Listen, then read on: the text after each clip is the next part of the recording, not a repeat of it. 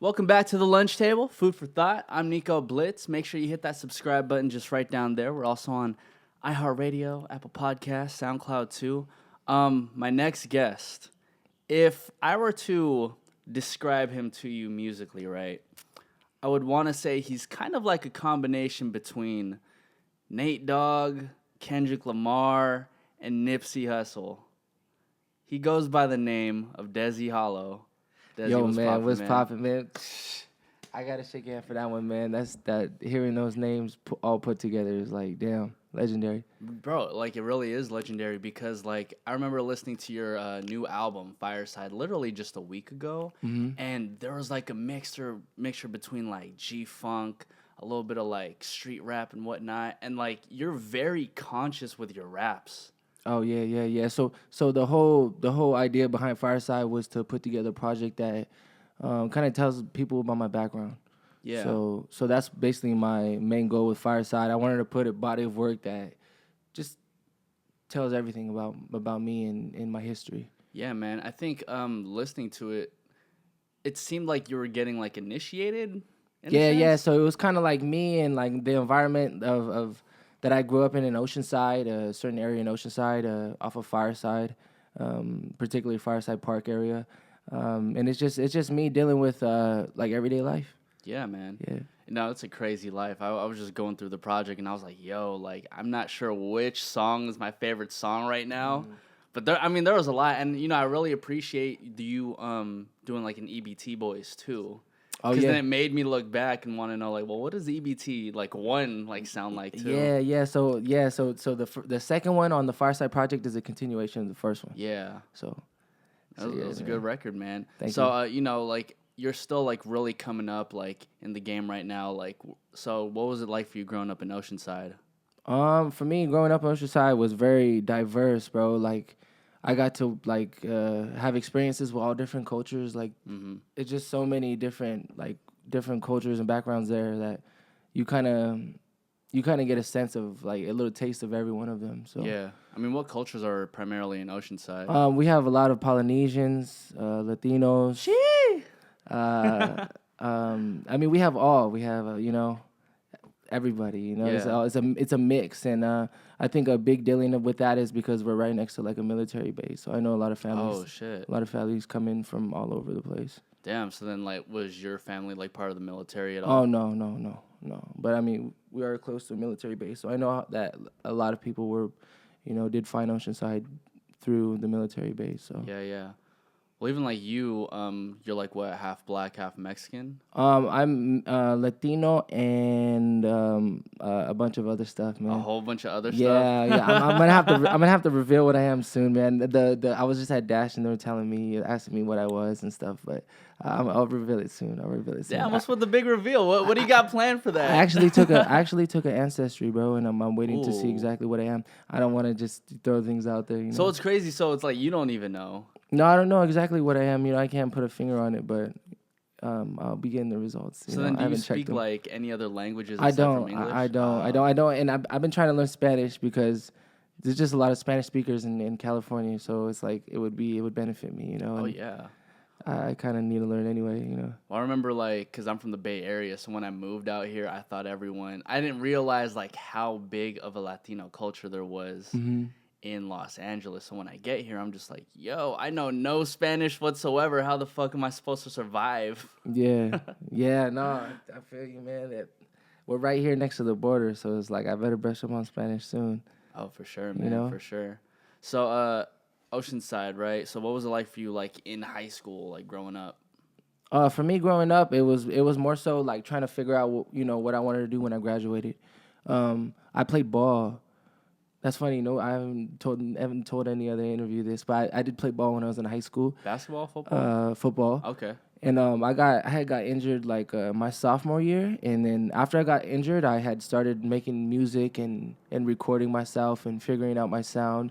When I was a junior, and all my homies was all playing football, and for me it was kind of like the football players and the jocks were looked up on Yeah, for sure. So for me it was kind of like, damn, I kind of want to do my own thing, like since I'm not balling no more. So I started doing music, and it started picking up for me, bro. Like it was a small accomplishment as a kid, but like on one day I made like $100 on selling just mixtapes, bro. Like Shut up. for Wait, of your $5. own shit? Yeah, for $5. Yo, that's crazy. And it was just some shit that I recorded at home, you know, just testing myself, and I wanted to see if it would sell, and it sold. So after that point, I was just like, dang, I'm definitely gonna be pursuing this, you know, graduating. And I was kind of glad that, you know, everything that happened in high school happened, because a lot of people that are playing ball right now, like they're already like finding a different profession, you know. Oh yeah. And for me, it was like I'm pursuing, you know, what I wanted to do in high school. Yeah. I'm still on it. So Well, I feel like when you're in high school, if you're not like the star player, the chances of you actually making it to like the NFL or the NBA or like the MLB is like very slim. And even at that point, like it's always the conversation of like, well, do I continue pursuing something that I just love to do but won't ever get the chance to do it professionally? But then in like your case, like you got your injury, so it kind of like cut that off. it kind of like altogether. made me want to do music even more, you know. Yeah, no, I'm kind of glad that I took the route that I did. Yeah. Yeah, man. So even at like that age, like what were you rapping about in particular?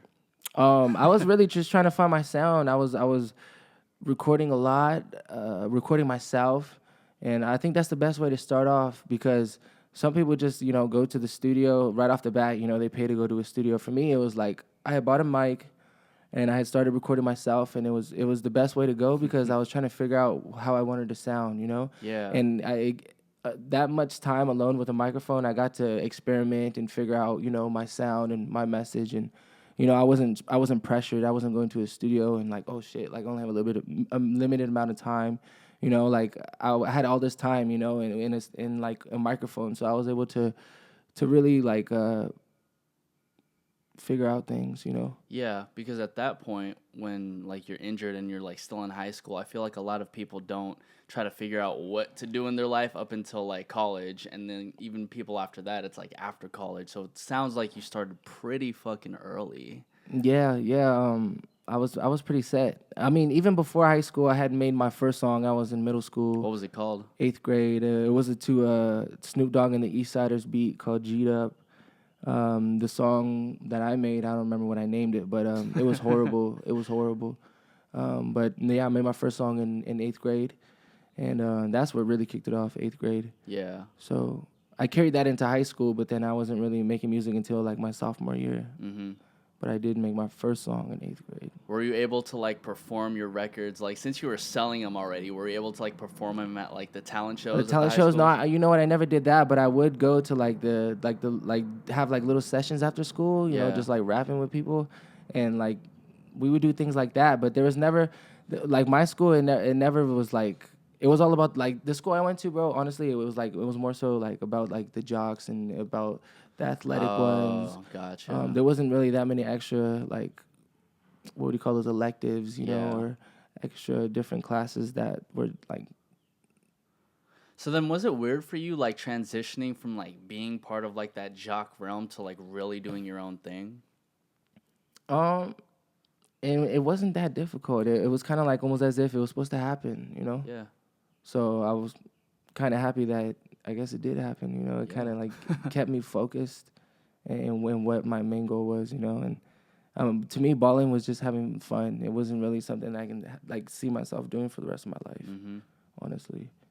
So when did you start taking music like more seriously? Was it like literally at sophomore year, or did you have a moment in which you were like, yo, like this can actually be a real career? Well, I mean, the moment that I knew that it would be a career was when it was honestly when I released like EBT Boy around that time. Okay. The first one, because it got a lot of traction, and I didn't really expect it to do that good, you know, the EBT Boy. It was just like me releasing songs and hoping one would catch attention, you know, and that one did it for me. And like I kind of knew after that I would be able to do this, you know. Before that, I was trying my best and, you know, trying to figure out routes to go and avenues to take, but it's starting to come together. Yeah. Well, I feel like EBT Boy in particular, like the first one, like after listening to it, like I feel that a lot of people could relate to the situation that you were in, being in your shoes, like, just like living off like EBT. Yeah, and I think that's why I think that's why it did so well. Honestly, it was just very relatable, and also the melodies of the song were very like they're so different. Like it goes from like the cadences they switch, and then the hook is a singing hook. Like Yeah, who dude. does a singing hook on a trap song? Well, that's why, like, nowadays, whenever I listen to music, that's the type of stuff I pay attention to. Because if a song is literally just like verse hook, verse hook, verse hook with like no versatility in it, like Yeah. the song just becomes a little bit more redundant and boring. Yeah, no, I know what you mean. Yeah, that song. I don't know what kind of shit I was on when I made that song, but that shit. You're like, I was fuck it, like, it damn. worked. I was like, damn, that's crazy. Like, all I wanted to do was write a story, and it came out. But like the cadence and the flow, like, but at the same time, staying on the storyline was like, damn, like, that's crazy. Like, Yeah. the creativity of that song. A lot of inspiration from like Nate Dogg, huh? Yeah. Matter of fact, the Fireside project had a lot of influence from Nate Dogg, a lot of West Coast influence. That's what I grew up on, like that West Coast G Funk, Warren G, Nate Dogg. 213. Yeah, yeah, man. Yeah, man. So I mean, I have to keep that. I have to keep it alive, bro, because I don't hear a lot of people making that type of stuff no No, more. not really. And I feel like the G Funk was the staple of like West Coast music that wasn't necessarily like the NWAs and the gangster rap, Yeah. And to see that it's like not really happening nowadays is kind of sad.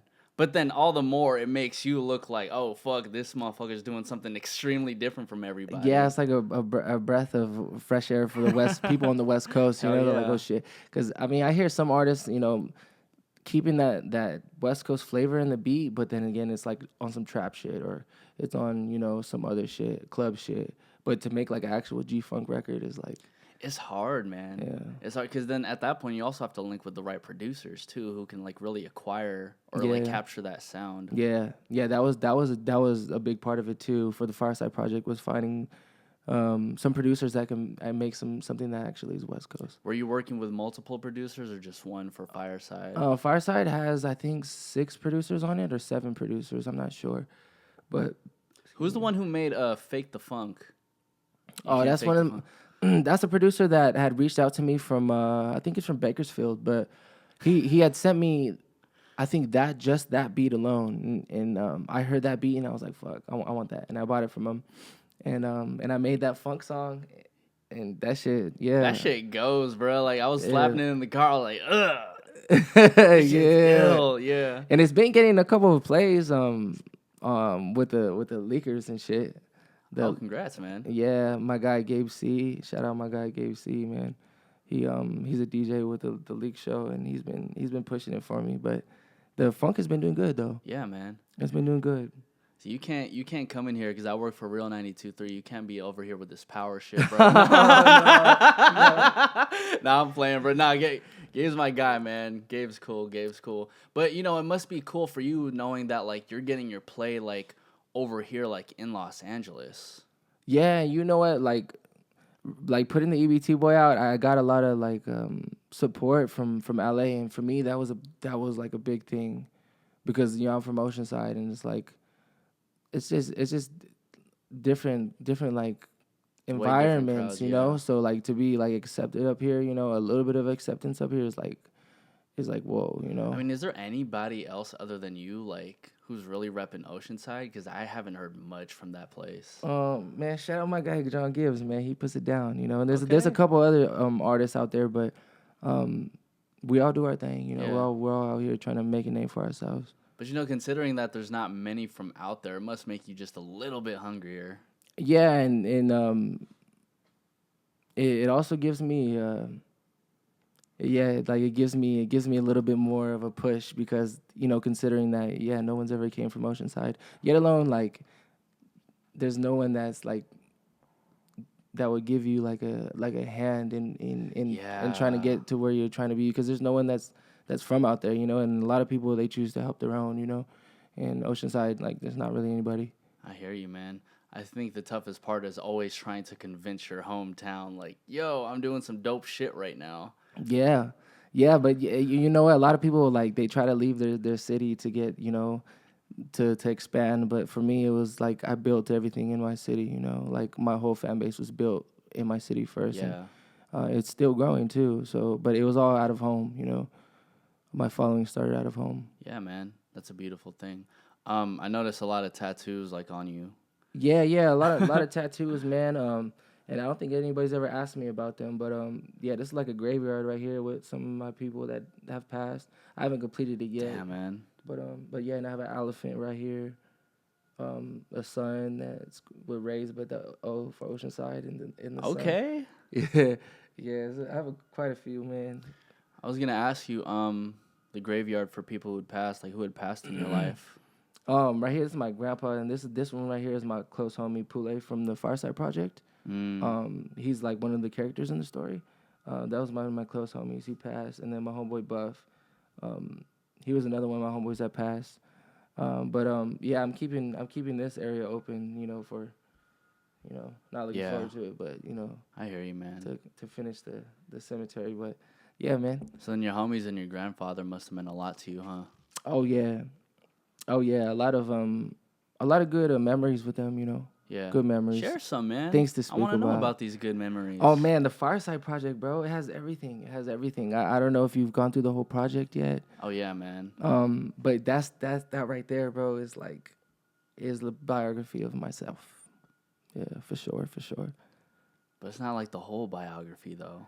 It's like it's kind of like the Fireside Project covers like why I look how I look and why I dress how I dress, and then it also covers why I started making music, and it also covers like the culture behind me, like my environment.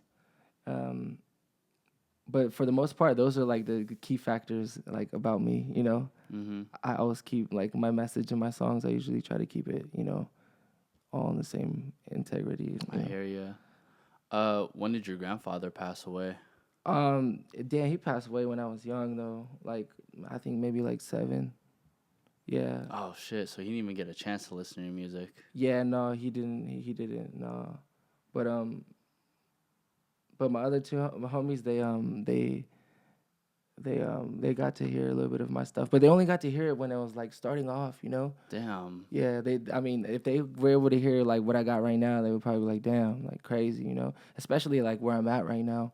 Like they would probably be really proud. Were your homies like really pushing you to do music way back then? The thing was, like, they passed such a while ago that it was like, it was more so like we weren't really like, we didn't really talk about music and stuff like that, and I didn't really show them that much of my music, but yeah, we were just on some other stuff. Yeah. You know what I'm saying? I feel you, bro. I feel we you. were on some other stuff, man. Yeah. But I mean, I guess that's how it is. Yeah, man.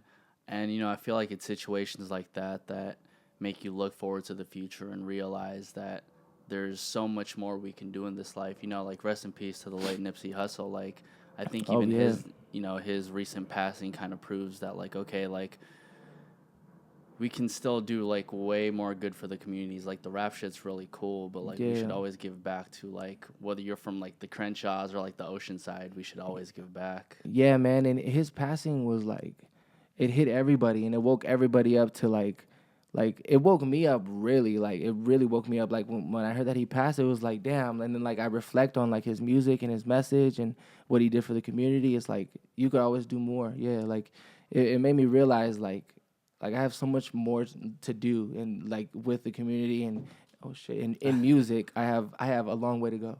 Yeah. Especially like all the things that Nipsey has achieved. Yeah, those are goals. Where were you when he passed? I think I was home. And then somebody told me that he got shot, but like you hear about a rapper getting shot, it's like I thought maybe boom, he just got hit a couple times and he was gonna be all right, but no, man, it was really bad. Yeah, and I think also like seeing how long his legacy seeing as how his legacy will last like forever, right? Like he's the type of person in which like you kind of look at to see this rap shit isn't like some overnight success. Yeah, that's another thing about Nipsey, man. Like that guy has been working for so long and like he just like his formula and the way that he got to where he got is like such a good example for me. Yeah.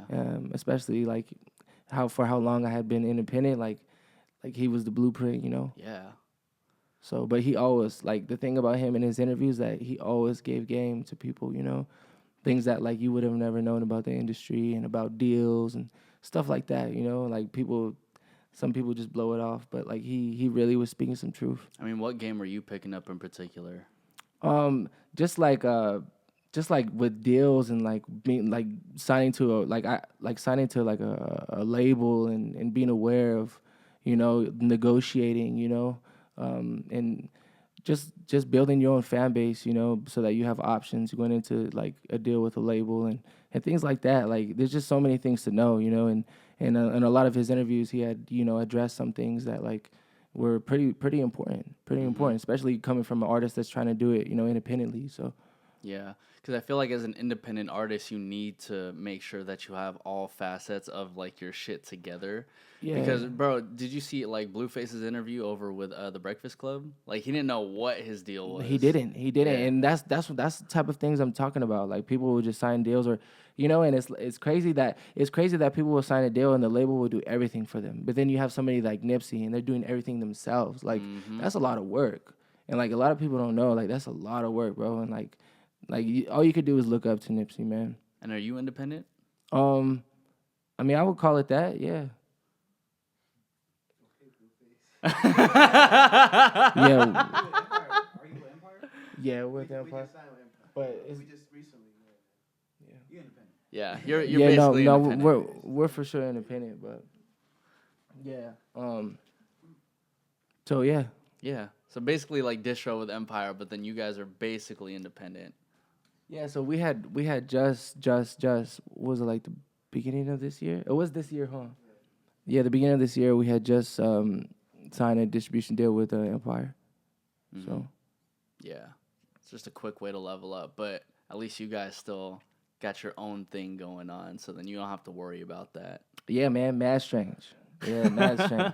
Me and me and the team, mad strange, man. So then, what was the process like for you creating Firestone? Oh, Fireside. The process, shit, man. Well, honestly, after I released the project before that, was it Stay Current?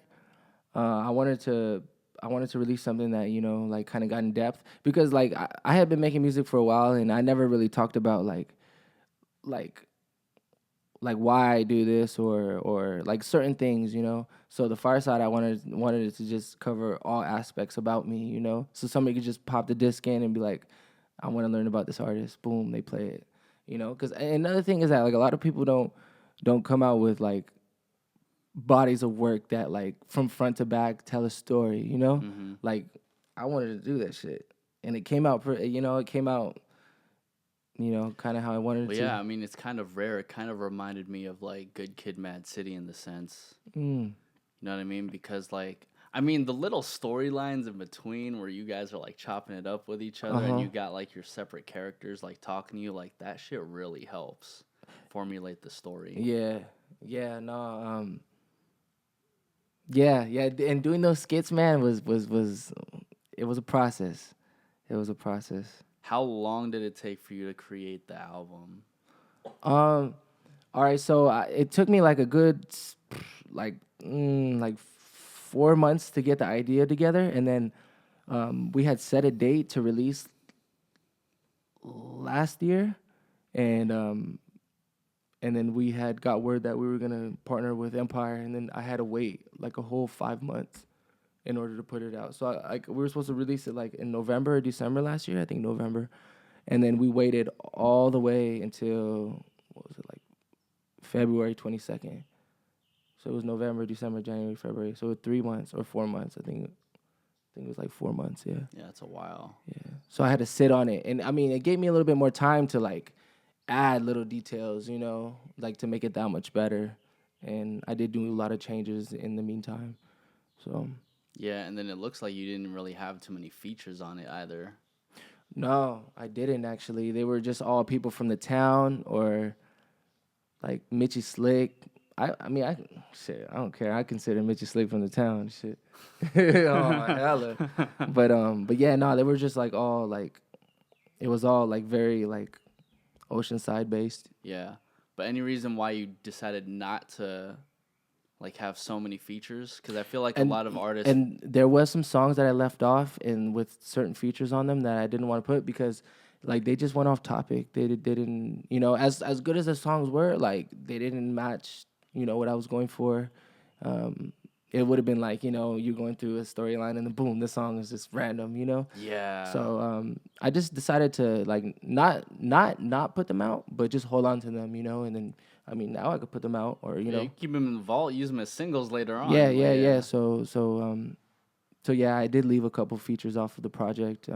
But I am trying to like piece together something new, and I'm trying to get some more features for this new one.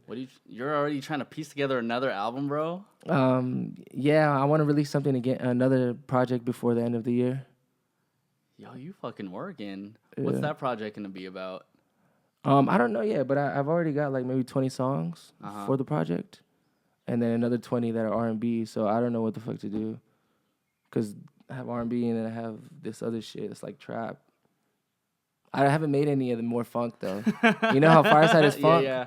Like I haven't made any funk, like anything new. It's all been trap, R&B. Like that funk is Fireside, but like I was telling you, bro, like that was like the whole reason why it was funk was because the funk was the main reason why I started making music. And Fireside, just like I said, bro, it was just everything about me, like from the style to like just everything, you know. And then now that I have like that out of the way and people have an understanding of me, I can release something, you know, something more like happy, you know. Yeah, for Fireside sure. was a little bit dark, a little bit. It was dark. I think once it was getting towards the end, and then especially with the last song, it was like Pray and Ride. I was like, man, it kind of put me in this mood because I was driving down like the 10 at this point, and I was over here just like, yo, like, it kind of got me in my feelings, and it was just it ended on like a very subtle way. Yeah. So it gets really, really dark, and at the end, it's like a little more uplifting. You know, it kind of talks about like where I'm at now, and it reflects on, you know, the beginning of the project, because the beginning of the project is where it all begins. You know, where my journey began in making, you know, where I would, you know, what I was involved in, and starting to make music. It just broke down like my background. So you said for like a new project that you're working on, you're going on like the R&B side or also like the trap side. Like where do you get the R&B like side from? Well, like, okay, so before I started listening to funk when I was a kid, I had been listening to soul, a lot of like old school R&B too, mainly because my pops, he liked that old school like R&B. I mean, who are you listening to? Like fucking like Jodeci, Marvin Gaye. Marvin Gaye, Barry White. There's just so many. Like my pops put me on to so many different artists that it was just, I feel like the main reason why like I kind of got into the creative artist that I am was because of my pops, really. Mm-hmm. Yeah, for sure. Was your pops like musically inclined too? No, he just always had a good taste in music. Like to me, I think he did. You know, I think he did. Like but yeah, no, my pops, he put me on game. Shit, my dad has like this guitar and a microphone set up in the living room, and every time I go back home in the Bay, he's just like on it. No, that's dope. That's super dope. I wish I knew an instrument. That I've always wanted to play the piano. How come you haven't pursued it? Bro, because that's something that's like very pivotal in funk and G-funk. Yeah, like if I could, you know what though? The main reason why is because you just need to have it in front of you. Like I should have bought one a long time ago. Just to even have it in the same room as you, like you're gonna want to learn. You know, like I need it in front of me. You know, like I just haven't, you know, took the step to, you know, get one. But I definitely want to learn. I hope I'm not too old to learn, but I definitely want to learn piano, bro. Oh, bro, you can always like learn new shit, man. Yeah, I didn't learn how to DJ up until like 3 years ago. Shit. It's like, you know what I mean? Like now we on the radio, bro. Yeah, man. But you know what I mean? Like I feel like it's always just going back to it's whatever you put your mind to. Oh yeah. Yeah. So where were we? Like the R&B shit, right? So do you have like any direction of towards like what the topics are gonna be for that project? Well, all my R&B songs, of course, are about about a lady or ladies, but I never know. I never know until I write them. Until I'm in the room and the beat is playing. I never know what's gonna come out until I start writing the story, and then things start coming out, and then yeah. Yeah. I never know, man. I never know. But the it sounded really good though. It's different. Yeah. You know? Well, I feel like with the amount of projects that you have currently right now, and the fact that you're having one that's like funk, one that's R&B, one that's trap, it gives everybody just like a little glimpse of like, or actually, it gives people like a whole glimpse of like what you can do. Yeah. Yeah, I try to keep it, as much integrity in the music as possible, because some people would just be like, oh damn, this was all switching up, like, you know what I'm saying? You can't choose a style, like, it's not that. It's just that, like, if I can do a certain genre, then why not do it? Yeah, for sure. So what does like your pops think of your music? Oh damn, man, my pops fucks with my music, bro. He does, and the That's main what's reason up. why is because a lot of his homeboys listen to my music, and it's like, it's crazy though. It's crazy that he'll be telling me that like his homies be bumping my music, like that's wild, because like I don't even really kick it with his homies or know his homies, Yeah. So for them to be playing my shit, and that's the thing that's dope about like the type of music I make, bro, because I can have like little kids like bumping my shit, and then I can have like a grown man bumping my shit, like that's cool. But then again, making the R&B for the shorties, But then again, but that's dope though, bro, that you can have like an older crowd listening to you. Like my music is that, I wouldn't say appropriate, but it has a message to where people will listen to it. Older people. Well, like when it comes to the Lil Yachty's in the world, all the Lils of the world, right? Like they make music for the kids, which Yeah. is great. So their ability to pop off extremely fast is high. But when you think of people like a Kendrick Lamar, a Nipsey Hussle, or a J. Cole, like they make music that can, gravitate towards the younger people and especially the older audience. Yeah, So for sure. as you listen to their music as time goes on, you come to realize like, oh, I can still relate to this music, and this artist has been like the same for the most part for like this entire time. Yeah. Yeah, I mean, that's another thing I realized about Nipsey when he passed, was like you go back to like his old stuff and it sounds the same. Like he always kept the same message, and to me, I think that like good music is gonna last, bro, and things that are like trending right now, they'll be trending right now, you know. So I mean, I'm not, it might take a little bit longer in the type of music I'm doing and the position I'm in, but I mean, it's gonna pay off. And I was telling my moms like right now, maybe I might be like a little bit like struggling like in the process, but like once I do make it, I'm gonna miss that feeling. Well, Nipsey's messages were always about like dedication, hustle, through the struggle. What message are you trying to tell the people? Man, like I said, man, Nipsey is like somebody to look up to, bro, because like my message is all about working hard, man, and becoming whoever you want to become, man. Honestly, like whatever you put your mind to, because I'm out here, trying to make it out of very small city, and the odds are just against me, but I mean, it's possible. Yeah, anything's possible. Definitely is possible, man. So, are you gonna like tour this year, or are you strictly just gonna be working on more music? I'm glad you asked that. I just started setting up my first tour, and yeah, thanks, man. West Coast tour is coming. It's coming, and yeah, it's my first. Yeah, my first. I'm gonna be traveling and shit on the road. So Man, that's some independent shit, and you're doing it as an independent fucking artist, bro. Hey, thank you, man. I fuck with that. Thank you, man. Yeah, no, it's a big step for me, especially like you said, independent. Like it's hard, man. It's really hard. It's really hard. Yeah. Yeah. Just my advice to you is just don't try to like rush into things, bro. Seeing somebody like make it after 10 years, get Grammy noms, I really think that could be you one day, for real. Thank you, man. I'm that's my goal though. Like, is to be able to like get that high with my career and what I'm doing. But thank you, man. Thank you. No problem, man. Dezzy, where could everybody find you? You can find me on Instagram, YouTube, Spotify, all platforms under Dezzy Hollow, DEZZYHOLLOW. And yeah, man, I'll be releasing EBT Boy 2, I think this weekend, so it'll be out. EBT Boy 2. What, a video? The music video. Oh, shit. Yeah. Oh, fuck. Okay, I got to put this out fast then. Yeah. EBT Boy 2. EBT Boy 2 will be out very soon, man. So. Hey, man, this is the lunch table. Food for thought. I'm Nico Blitz. Dezzy Hollow. Dezzy Hollow, man. Yay!